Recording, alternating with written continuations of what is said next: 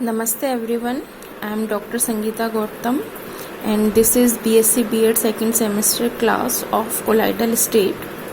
In previous class, I discussed about what is colloidal state or what is colloid. In this class, I'll tell you about the different properties of colloidal state comparing with true solution and suspension. As I tell you in previous class that the colloidal solution is the intermediate state of true solution and suspension, as particle size of true solution colloidal solution is in between 10 angstrom to 1000 angstrom. The particle size of true solution is less than 10 angstrom and the suspension is bigger than 1000 angstrom. So in this class we compare these three states, true solution, colloidal solution and suspension, by mentioning different properties. In this table you can see the different properties comparing these three states. First property is nature. The true solution nature is homogeneous, colloidal state is heterogeneous and suspension is also heterogeneous. Next property is particle size. A particle size of true solution is less than 10 angstrom or 1 nm.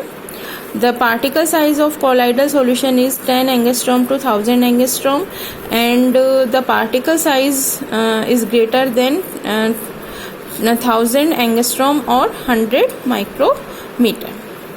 Next property is visibility. Third property we can compare according to visibility. As we know that the particle size is very less in true solution, so the particles are invisible under all circumstances.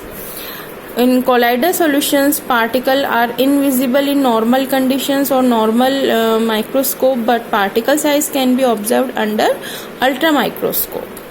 And the size of suspension is bigger, so particle size are visible under microscope or sometimes visible by naked eyes. Next property we can compare by setting. As the particle size is very less in true solution, so solute particles of true solution do not settle, as gravity is not worked here. Solute particles of salt do not settle, but it may settle if centrifuged and coagulated. If we take centrifugal or coagulation, then particles of colloidal solution can be settled down under the influence of gravity. And the solute particles in suspension settle under gravity automatically. So the next property is filtrability. True solutions can't be filtered by filter paper as well as through parchment membrane. Colloidal solutions passes easily through filter paper but slowly through parchment membrane.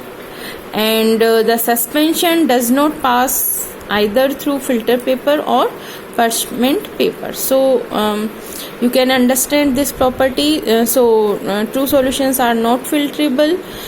These are filterable by parchment membrane but not by simple filter paper, and suspension can be filtered by simple filter paper also.